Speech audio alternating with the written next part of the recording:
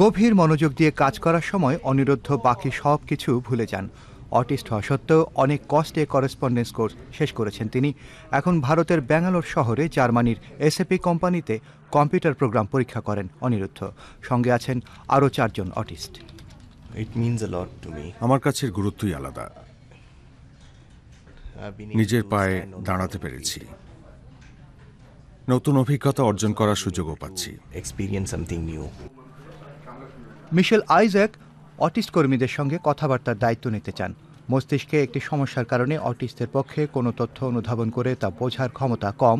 মিশেল company ও তাদের মধ্যে সেতুবন্ধ রচনার চেষ্টা করে চলেছেন।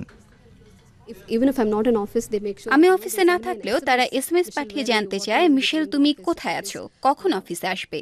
তারা নিঃসঙ্গ বোধ করে। আমার প্রতি তাদের আস্থা রয়েছে আর আমার তাদের প্রতি। ব্যাঙ্গালোর ভারতের আইটি রাজধানী হিসেবে প্রতিষ্ঠা পেয়েছে। এসএপি এখানে 5,000-এরও বেশি কর্মী নিয়োগ করেছে। ক্যান্টিনে সবার জন্য দুপুরের খাবার ফ্রি। সফটওয়্যার সমস্যা দেখা দিলে অটিস্ট কর্মীরা প্রায়ই একেবারে অন্য রকমের সমাধান বাতলে দেন।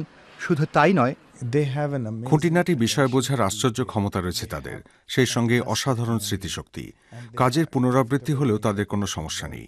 সফটওয়্যার টেস্টিং এর ক্ষেত্রে আমাদের এইসব গুণাগুণ চাই যা তাদের আছে।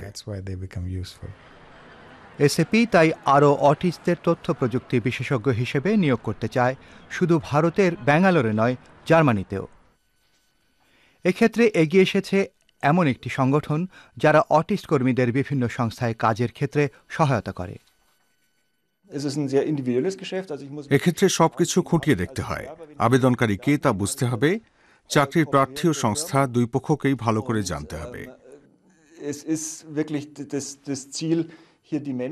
আসল লক্ষ্য হলো এমন সব মানুষকে বেকারত্ব থেকে মুক্ত করা যারা কাজ করতে খুবই আগ্রহী। ঠিক 5টার সময় অনিরুদ্ধ এসএপি সংস্থার নিজস্ব বাসের দিকে এগিয়ে যান। কর্মীদের বাসায় পৌঁছে দেয় এই বাস। অনিরুদ্ধ জানালেন, তার মা ছেলেকে নিয়ে খুবই গর্বিত, তিনি নিজেও গর্ববোধ করেন।